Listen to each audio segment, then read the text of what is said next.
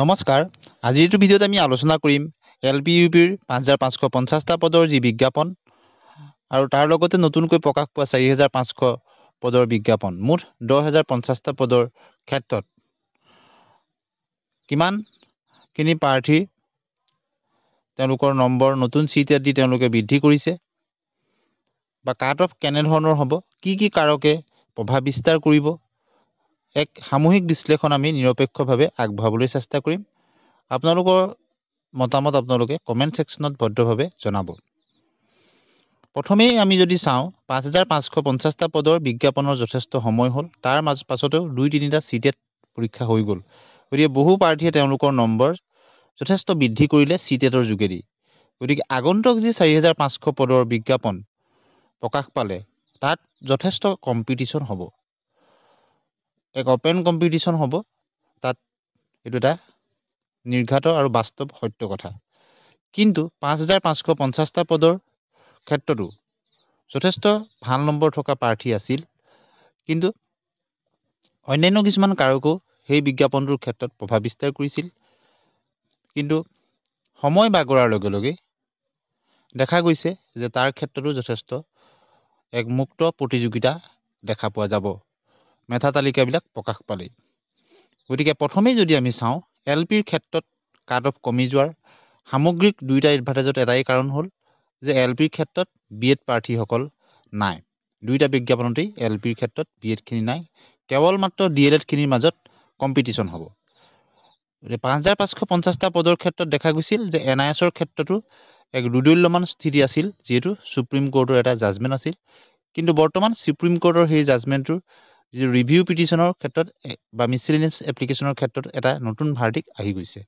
গতিকে নতুন বিজ্ঞাপনৰ ক্ষেত্ৰত আপোনালোকে সকলোখিনি কথা স্পষ্টভাৱে বুজি পাইছে আৰু ৰিজাৰ্ভ ক্যাটেগৰীৰ ক্ষেত্ৰত কিছুমান কম নম্বৰ থকা প্ৰাৰ্থীও প্ৰতিবাৰে তেওঁলোকে চাকৰি পায় আৰু এই দুটা বিজ্ঞাপনটো তেওঁলোকে সুযোগ পাব যেনে ধৰক ST hills ST plains T tribes এটা নতুনকৈ সংযোজন হৈছে যি 5550টা পদৰ ক্ষেত্ৰত আপোনালোকে দেখিছে তেওঁলোকে কম নম্বৰ থকা প্ৰাৰ্থীও তেওঁলোকৰ সিলেকশনত আহি যোৱাৰ পূৰ্ণ সম্ভাৱনা আছে কিয়নো তেনে ক্যাটেগৰীৰ ক্ষেত্ৰত টেট কোৱালিফাইড ক্যান্ডিডেট যথেষ্ট কম গতিকে কিন্তু ওপেন ক্যাটেগৰী যাক আনৰিজাৰ্ভ বা ইউআৰ বুলি কোৱা হয় যথেষ্ট টাফ কম্পিটিশন হয় লগতে বৰ্তমান ওবিসি এমওবিসিৰ ক্ষেত্ৰতো যথেষ্ট ওপেন কম্পিটিশন দেখা পোৱা যায় গতিকে ইয়াৰ উপৰিও এতিয়া আমি যদি চাওঁ এই যথেষ্টখিনি নম্বৰ বৃদ্ধি কৰিবলৈ সক্ষম হৈছে বহু প্ৰাৰ্থীয়ে গতিকে এই 4500ৰ ক্ষেত্ৰত যথেষ্টখিনি কিন্তু কাট অফ হাই হ'ব বুলি পূৰ্বানুমান কৰিব পাৰি আৰু ইয়াৰ উপৰিও এক্সট্ৰা কাৰিকুলাৰ এক্টিভিটি এটা ফেক্টৰ হ'ব পাৰে বহু প্ৰাৰ্থী আপোনালোকে 5550টা পদৰ ক্ষেত্ৰত দেখিছিলে যে ভেৰিফিকেশনৰ কাৰণে বহুত হাজাৰ অধিক প্ৰাৰ্থী তেওঁলোক গৈছিল এক্সট্ৰা ইসিএ কোৱালিফিকেশনৰ কাৰণে গতিকে তাৰ কিমানখিনিয়ে যোগ্য প্ৰতিপন্ন হৈ নম্বৰ পায় সেইখিনি পৰৱৰ্তী সময়ত মেধা তালিকাত প্ৰকাশ পাব কিন্তু যথেষ্টখিনি পূৰ্বৰ এডভাৰটাইজৰ তুলনাত দেখা পোৱা গৈছিল যে আজিকালি বহু প্ৰাৰ্থী তেওঁলোক এক্সট্ৰা কাৰিকুলাৰ এক্টিভিটিৰ লগত জড়িত বহুত এই কথাটো জানে খেল ধেমালিৰ ক্ষেত্ৰতে হওক বা এনসিসিৰ ক্ষেত্ৰতে হওক তেওঁলোক থাকে কিন্তু খেল ধেমালিৰ ক্ষেত্ৰত নেশ্যনেল লেভেলত কম্পিটিশন কৰা ৰিপ্ৰেজেন্ট কৰা প্ৰাৰ্থীৰ সংখ্যা কম কিন্তু এনসিসি প্ৰায় কমন আজিকালি দেখা গৈছে নতুন চামৰ মাজত তেওঁলোকে এনসিসিটোত লয় গতিকে এনসিসি বি থাকিলে 3 নম্বৰ সি থাকিলে 5 নম্বৰ তেওঁলোকে প্ৰত্যক্ষভাৱে পাব ঠিক একেদৰে কালচাৰেলৰ ক্ষেত্ৰতো প্ৰাৰ্থীৰ সংখ্যা যথেষ্ট কম নহয় কিন্তু কিমানে নম্বৰটো পায় মেধা তালিকা প্ৰকাশ পালে গম পোৱা যাব কিন্তু এইখিনিতে এটা কথা হয় যে ওভাৰলেপিং হ'ব নেকি কিন্তু যেটো দেখা গৈছে যে যেহেতু লাষ্ট ডেট 31 মাৰ্চলৈকে আছে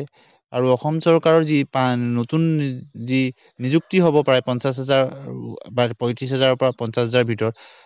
মে মাহৰ 10 তাৰিখৰ আশে-পাশে হোৱাৰ সম্ভাৱনা আছে গতিকে কম সময় থাকিব গতিকে এই নতুন 4500 বিজ্ঞাপন ইয়াৰ লগতে যে হ'ব সেই কথাটো কোনো নিশ্চয়তা নাই কিয়নো মাজত মাত্ৰ এটা এপ্ৰিল মাহটো থাকিব গতিকে এমাহৰ ভিতৰতে ভেৰিফিকেশন মেধা তালিকা সকলোখিনি সম্পূৰ্ণ হ'ব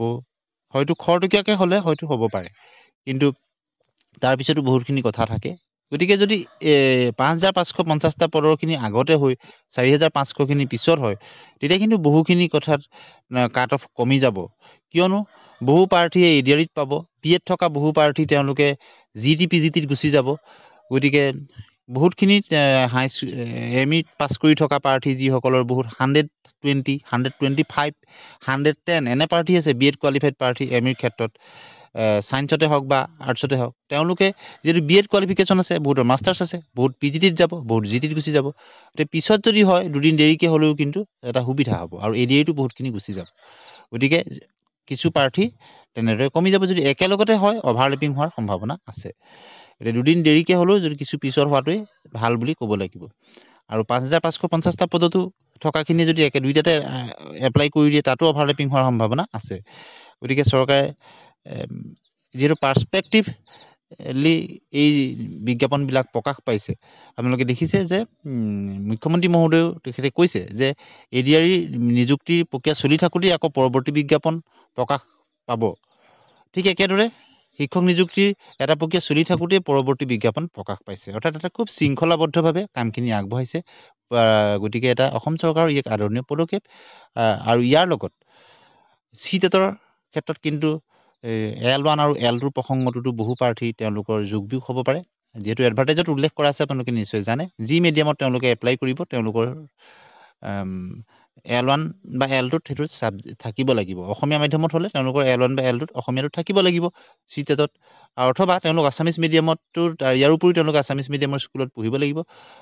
ক্লাছ 10লৈকে মেট্ৰিক লেভেললৈকে যদি নপঢ়ে সাহিত্য সভাৰ পৰা অসমীয়া মিডিয়ামত হ'লে কৰিব লাগিব যদি বাংলা হ'লে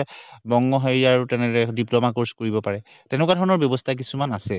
আপোনালোকে BTCৰ যিখিনি বিজ্ঞাপন হৈছিলে তাতো কিছু কথা আপোনালোকে L1 L2ৰ কাৰণে বহুত ভাল নম্বৰ থকা প্ৰাৰ্থীও পোৱা নাছিলে গতিকে বিজ্ঞাপনটোত যেনেদৰে উল্লেখ আছে সেইমতে যদি ক্ৰাইটেৰিয়াত হয় তেতিয়াও কিন্তু বহুতৰ তেনেকুৱা হ'ব পাৰে গতিকে GT PGTৰ ক্ষেত্ৰতো স্পষ্টভাৱে উল্লেখ কৰি দিছে আৰু ইয়াতো উল্লেখ কৰি দিছে যিকোনো LPUPৰ ক্ষেত্ৰত যিকোনো এটাত হ'ব লাগিব গতিকে এনেধৰণৰ কিছুমান কাৰক যিবিলাকে প্ৰভাৱ বিস্তাৰ কৰিব কিন্তু আগন্তুক 4,500 পদৰ ক্ষেত্ৰত দেখা গৈছে যে যথেষ্ট চিটেট কিন্তু কোৱালিফাইড প্ৰাৰ্থীৰ নম্বৰ বাঢ়িছে যিহেতু আমি বহু দিনৰ পৰা এনেধৰণৰ কণ্টেণ্ট আমি আগবঢ়াইছোঁ আপোনালোকৰ বা বিভিন্ন আমি ছাৰ্ভে কৰিছোঁ তাত আমাৰ আপোনালোকে কমেণ্টছবিলাক চেক কৰিব দেখিব এনেধৰণৰ ভিডিঅ'ত তেওঁলোকে নম্বৰ কিন্তু যথেষ্ট বৃদ্ধি কৰিছে গতিকে কম্পিটিশ্যনটো যথেষ্ট বেছি হ'ব কিন্তু ৰিজাৰ্ভ কেটেগৰীৰ ক্ষেত্ৰত কাট অফ কম হ'ব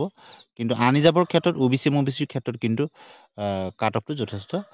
পূৰ্বৰ তুলনাত বেছি হোৱাৰ সম্ভাৱনা আছে 4,500 আৰু 5,550টা পদৰ ক্ষেত্ৰত কিন্তু ইমান বেছি টাফ কম্পিটিশ্যন নহ'ব এই 4,500ৰ তুলনাত